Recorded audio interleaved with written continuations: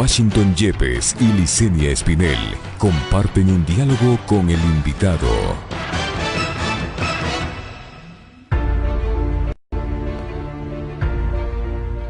El despliegue de agentes fue masivo en Quito y Guayaquil. Se ejecutaron 37 allanamientos y se detuvieron a 17 personas. En esa lista aparecen el prefecto del Guayas, Carlos Ruiz Morales, y el expresidente Abdalá Bucaram. Pero además constan contratistas, personas naturales, funcionarios y ex empleados públicos. En Guayaquil, 5.000 mascarillas y 2.000 pruebas para COVID-19 fueron incautadas en la casa del ex jefe de Estado. La fiscal general Diana Salazar aseguró que esos insumos coinciden con los productos en el hospital del IES Teodoro Maldonado Carbo que adquirió con presuntos sobreprecios. Por eso, la funcionaria aseguró que el exmandatario fue vinculado a las investigaciones. Los posibles delitos indagados son delincuencia organizada y peculado. Por su parte, la fiscal de Guayas, Yanina Villagómez, indicó que han descubierto la existencia de una estructura delictiva que gestionaba los contratos en el hospital del IES antes y durante la emergencia. Indicó que la organización habría estado integrada por funcionarios del hospital y personas naturales.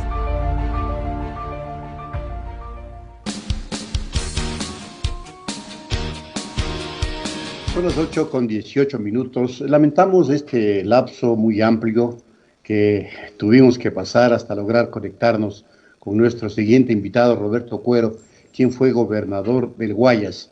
Roberto, muy buenos días. Para entrar en materia rápidamente, luego de la introducción, creo que está dicho prácticamente todo. Pero sí, indigna y avergüenza al país esta suerte de show que se monta con apresamientos, juzgamientos rápidos, liberaciones inmediatas, medidas cautelares, y bueno, y todo esto que envuelve al país en una verdadera vergüenza, y es la verdad, una verdadera vergüenza a nivel nacional e internacional. Roberto, ¿cuál es su lectura? Efectivamente, la introducción que tú haces esto es interesante, pero hay que tener una visión desde mi perspectiva un poco más amplia del asunto, ¿no? O sea, hay frases que se han posicionado en la sociedad, que se han convertido, muchas de ellas, en máximas, ¿no? Una de esas máximas es que al pueblo le gusta pan y circo, ¿no? Bueno, en este gobierno no dan pan, a duras penas dan fideo sin gluten, pero dan bastante circo. Yo creo que lo de ayer es parte de ese show, es parte de ese esquema que intenta distraer la atención de los ciudadanos, que intenta un poco que los ciudadanos miremos hacia otras cosas y que nos embarquemos en esta aventura del show, cuando de fondo hay cosas mucho más importantes. Yo creo que lo que le está pasando a Abdalá Bucaram, y podemos hablar también del prefecto Carlos Luis Morales, es parte de este show que está dando este gobierno para un poco desviar la atención de los problemas más graves que tiene esta sociedad. Obviamente también Abdalá es un instrumento de manipulación, es un instrumento de este gobierno con otros actores para un poco sacar del contexto de los problemas reales que tiene la nación, que son falta de empleo, que son falta de oportunidades. Estamos a las bordes de una crisis no solamente por la pandemia, sino una crisis económica fuerte. Y obviamente también tú ya verás más adelante, Fausto, que comenzarán a aparecer algunas candidaturas presidenciales. Así que no hay que perder un poco el horizonte de esto, ¿no? Esto básicamente es un show. Y yo le decía a unos compañeros ayer, a algunos amigos, una conversación que tuvimos, una conversación política, yo les decía, no hay que olvidar, y puse un tweet, ¿quiénes trajeron a Abdalá Bucaram? ¿Y por qué lo trajeron? Salió el ex ministro, ¿no?, del Interior, ahora asambleísta, José Serrano, diciendo que él prácticamente se había sacrificado, yéndolo a ver con Eduardo Mangas, a Abdalá Bucaram a Panamá, y que se había sacrificado en esos términos porque quería obviamente precautelar la seguridad del vicepresidente y la estructura democrática del país, pero o sea, una especie de un ser humano con principios altruistas que llegan al cielo para un poco sostener la democracia en el país. Un mes después, Fausto, el mismo José Serrano estaba pidiendo la cabeza de Jorge Glass.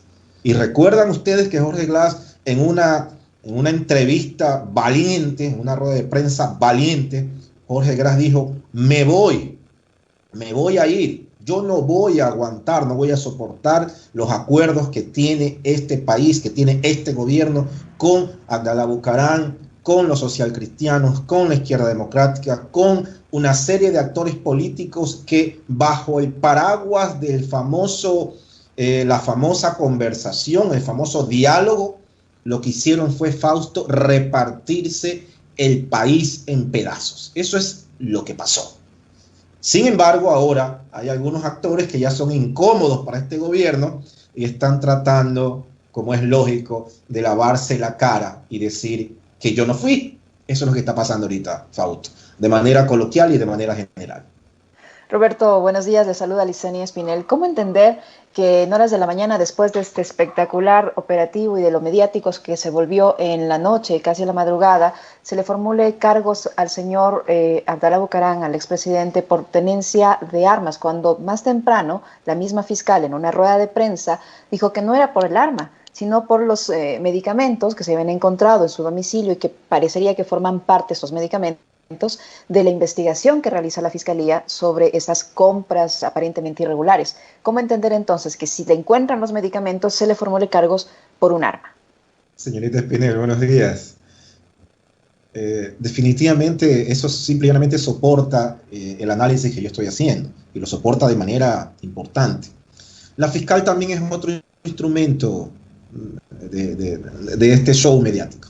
La fiscal Salazar, y déjame decirle que me duele, y le soy muy honesto por su condición de mujer, por su condición de negra, por su condición de afroecuatoriana, me duele, pero ella es un instrumento también de este círculo de poder. Ella es parte de un grupo de personas que están siendo, desde mi perspectiva, utilizados. La gente que en realidad maneja este país está en otros lugares, en otras latitudes, y la fiscal, por mucha fuerza que aparenta tener, por mucho enfoque que dice ella tener, se le caen las cosas, pero como castillo de naipes. O sea, un estudiante de primer año de Derecho podría entender que si uno encuentra una evidencia de la magnitud que se encontró en la casa del señor Bucaram, es obvio que en una formulación de cargos imposible que sea por el arma. O sea, si se hace un operativo en base a determinadas informaciones, se entra a ese departamento, a esa casa, y se encuentra tamaña evidencia, es ilógico que se le abra una instrucción fiscal por tenencia de armas. Eso sería un delito adicional, en el peor de los casos. Yo no soy abogado, yo soy ingeniero, pero bueno, estoy casado con una abogada y algo uno aprende. Es más que obvio que esto es un show mediático. Y definitivamente Abdalá Bucaram, que es parte de este esquema de manipulación, que es parte de este esquema de reparto del poder, yo creo que, no sé, pues pasarán unos días, unos meses y esto se enfriará. Pero lo de fondo aquí, señorita Espinel, lo de fondo aquí, Fausto y señores radioescuchas, es que estamos a las puertas de una campaña política. Y en estas postrimerías, estas puertas de esta campaña política, vamos a ver algunos actores políticos que van a intentar supuestamente subirse en este carro de la lucha en contra de la corrupción. Correcto. A Roberto Cuero le aclaro nada más algo. Yo soy Washington Yepes, Fausto Yepes, otro colega periodista que... Te he dicho Fausto toda la mañana. Discúlpame, Washington. No te preocupes. De todas maneras, a mí me parece importante agregar algo a lo que ya se ha dicho, porque dentro de todo esto, a lo mejor hay una trama que desde lo alto del poder se está urdiendo, se está configurando, porque, por ejemplo, el presidente de la República hasta ahora no se pronuncia sobre estas famosas leyes, la antihumanitaria y la otra de finanzas públicas. No se ha pronunciado. Tendría que hacerlo ya. La ciudadanía, por ejemplo, Roberto, está esperando a que le digan qué va a pasar con sus cuentas. ¿Qué va a pasar con sus cuentas, con sus tarjetas de crédito, con lo que debe en el banco? Nadie, absolutamente nadie dice nada sobre ese tema. Pero los bancos, los acreedores ya les están cayendo a la casa prácticamente con policía. O nos están cayendo. A ver, Washington. ¿hay alguna cosa allí que se pueda leer? Es obvio, Washington. En el análisis que hice hace un momento, grafiqué a algunos actores de este entramado político y de este show. Lamentablemente, porque al fin y al cabo yo soy ecuatoriano y a mí lo que me interesa es que quien nos gobierne bien, para que mis hijos estén bien, para que mi familia esté bien, para que mis ciudadanos estén bien, o sea, en el peor de los casos.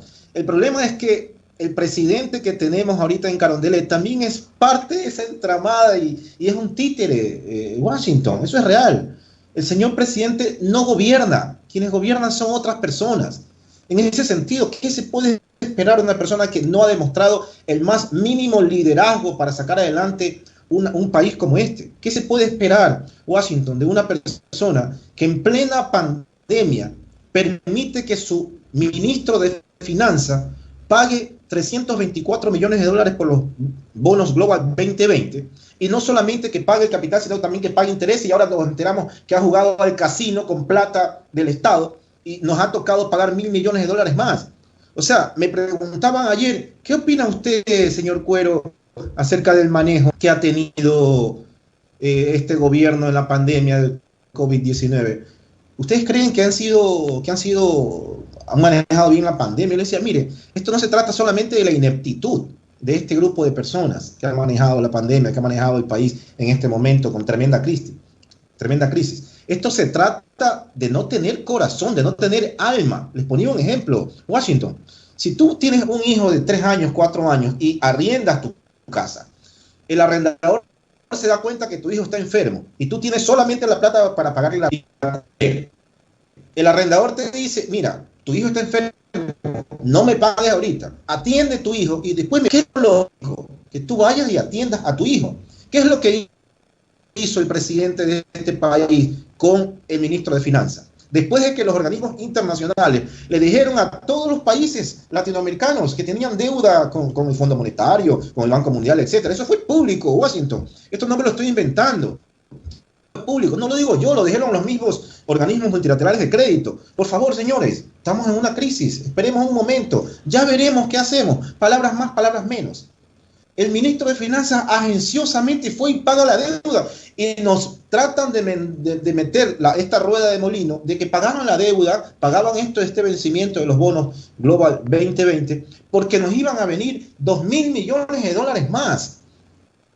Y mucha gente dijo, ministro, Dios mío, qué responsable, qué elegante. Pero eso es no tener alma. Con esa misma plata se pudieron haber comprado insumos médicos, con esa misma plata se pudieron haber comprado mascarillas, pruebas para ver si la ciudadanía tenía COVID o no. O sea, ese tipo de cosas no solamente es ineptitud, Washington. Ese tipo de cosas son de personas que no tienen alma.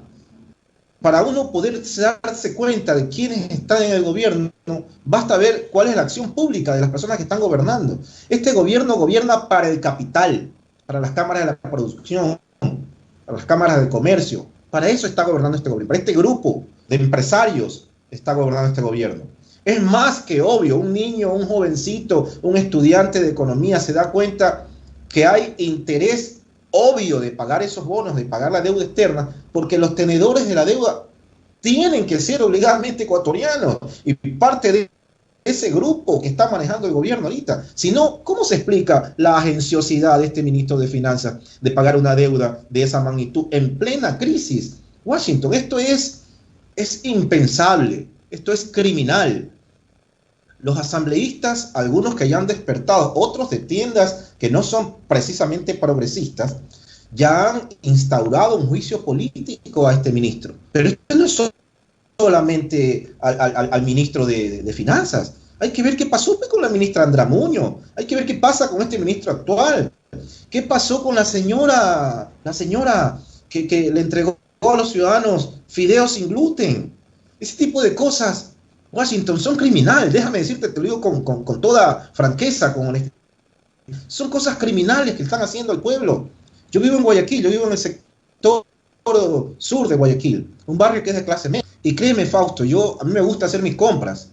Yo me voy a la Caraguay, me encanta, me fascina estar en contacto con la gente, porque yo me crié en el Guasmo, Fausto, yo me crié en el Guasmo de Consuelo, ¿sí? Yo soy una persona que ha empezado desde muy abajo, y a mí me encanta el contacto con la gente, me gusta ir a pelotear, yo soy un tipo de barrio.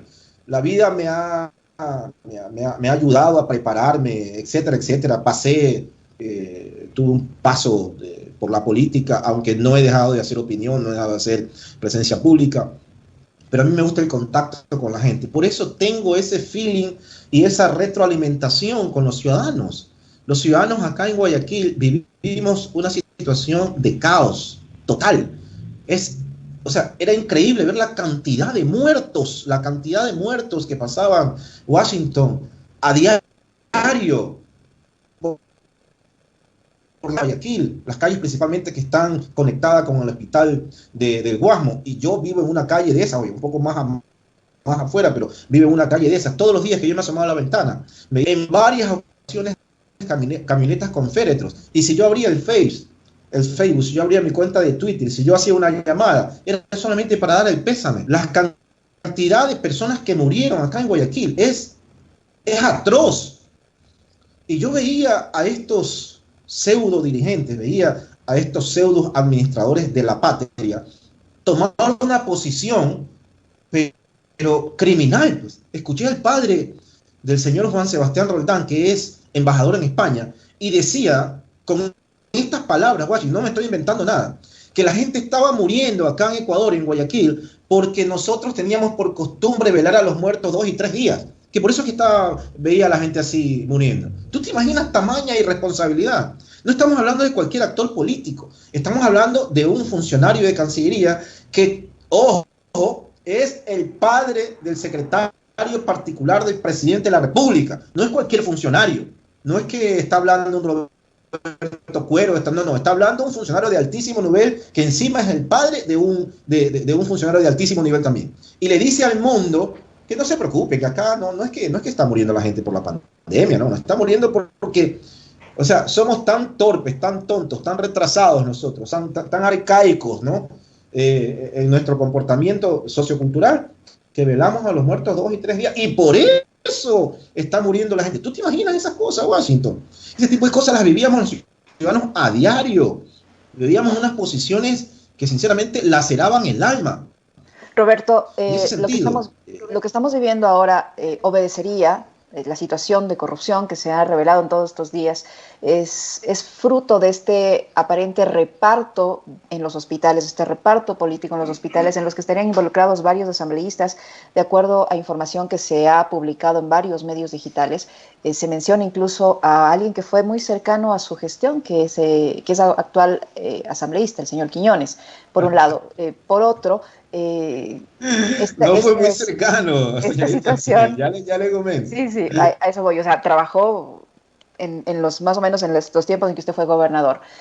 Pero a lo que voy es que esto sería consecuencia de ese reparto en los hospitales, por un lado, y por otro, cómo entender la situación que está atravesando el Consejo Provincial del Guayas, también con el prefecto que está con medidas sustitutivas, un prefecto que estaba llevando la gestión en lo que le compete de esta crisis sanitaria y que ahora está con medidas sustitutivas, un accionar absolutamente rápido tanto de la Fiscalía y de la Justicia, que le dio la sustitución de las medidas cautelares, de las medidas de prisión preventiva, por ejemplo, mientras hay casos como el del asambleísta Mendoza, con un asesor al que se le fue descubierto una maleta llena de dinero y ni siquiera ha sido llamado a rendir una versión. Señorita Espinel, déjeme empezar por lo primero que usted planteó. Mire, la vida tiene sus vueltas. Este señor Quiñones simple y llanamente está en este momento con cierto espacio de poder, pero más temprano que tarde la vida y la justicia le pedirá cuentas. Dios nos da ciertas posibilidades, pero Dios también nos pone en los espacios que debemos estar tarde o temprano. Quiñones fue uno de los que operó la salida de este servidor. Quiñones fue un instrumento de toda la trama que se me montó a mí como gobernador de la provincia. Luego ascendió un poco, ahora es asambleísta, y yo le garantizo que más temprano que tarde también la justicia le caerá encima, porque todo el mundo sabe quién es Quiñones, todo el mundo sabe quién es Julio César Quiñones, y la justicia sé, por muy buena fuente, que muy pronto harán su trabajo allí. Obviamente es asambleísta y es parte este esquema de reparto con lo que usted coincide conmigo, con el análisis que usted ha hecho, y todos los ciudadanos nos damos cuenta de qué es lo que está pasando. Más temprano que tarde, Quiñones caerá, lo sé. Hay que esperar sentaditos nomás. Con respecto a Carlos Luis Morales, bueno, acá se conoce, ¿no? Lo que pasa en los corrillos, las voces que hay, los comentarios, lo que se comenta en los barrios, lo que se comenta en los sectores informales de la comunicación, es básicamente lo que ha pasado. Carlos Luis Morales, y hablando en términos de barrio, se le sobró a Jaime Nebot. Llegó a ser prefecto con la anuencia, con la venia del Partido Social Cristiano Madre de Guerrero, y ya cuando llegó, pues intentó hacerlos a un lado, y ellos no perdonan. Es más que obvio que aquí, detrás de esta situación, está obviamente la mano de Nebot, y por supuesto también un delito cometido por el entorno familiar del señor prefecto. Bajo ese esquema, hasta donde sabemos, hasta donde nos ha llegado la información, es que le está al señor que renuncie para que un social cristiano continúe los 3 años que faltan de prefectura.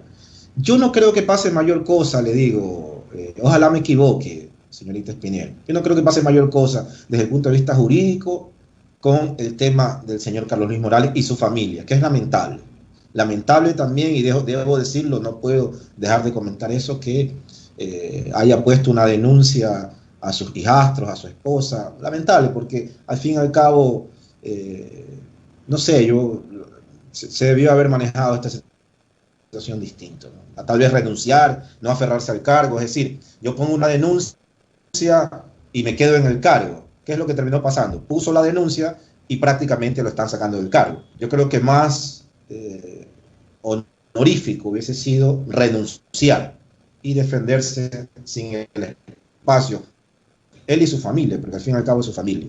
El día que era un prefecto que estaba encima de todo, que tenía liderazgo, que todo el mundo daba pasos supervisados por él, y que además tenía una memoria espectacular, dijo en algunas entrevistas anteriores. Bueno, todo eso es cierto. Y yo vivo en Guayaquil y conozco cuadros, terminan poniendo a Carlos Luis Morales, que no tengo nada en contra de él de manera personal, estoy hablando de cuestiones políticas.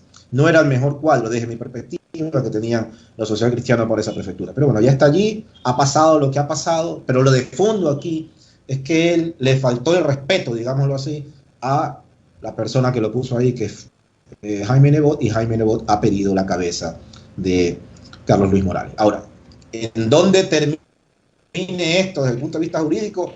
Yo creo que no va a pasar mayor cosa. No debería, porque al fin y al cabo es un delito, pero hay que pasar mayor cosa. Esto es otra parte del show.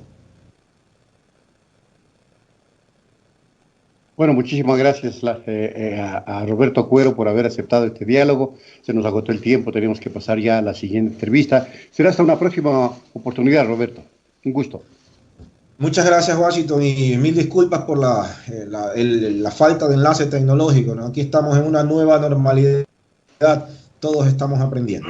Buen día. Así mismo. Punto Noticias. Estamos cerca de usted.